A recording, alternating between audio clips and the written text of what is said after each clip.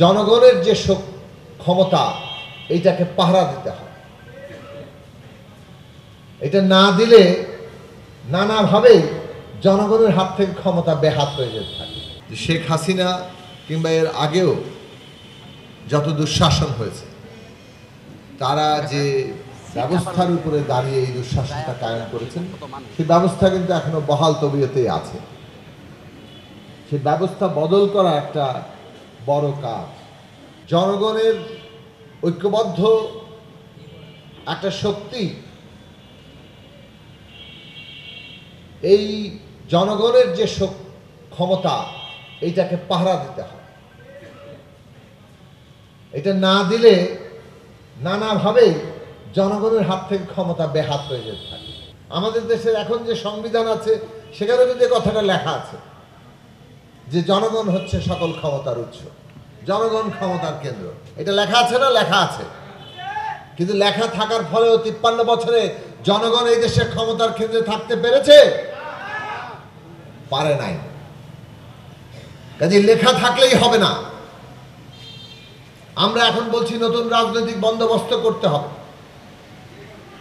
কেননা বিদ্যমান বন্দোবস্তটা ফ্যাসিস্ট বন্দোবস্ত, কর্তৃত্ববাদী বন্দোবস্ত, একটা স্বৈরাচারী বন্দোবস্ত। এর মধ্যে যারাই ক্ষমতায় যায় তারা ক্ষমতা ব্যবহার করে স্বৈরতন্ত্র, ফ্যাসিবাদ, কর্তৃত্ববাদ এইসব কায়েম করতে পারে।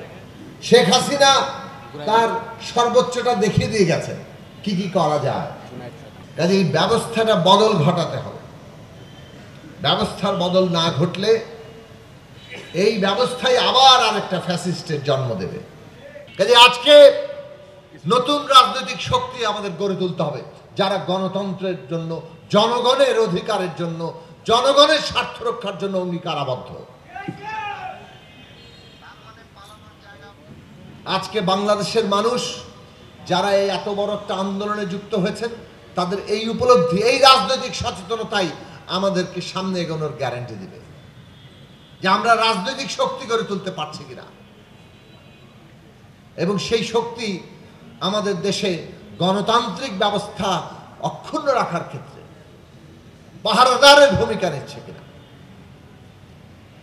তখনই অন্য শক্তিগুলো বদলে যেতে থাকবে।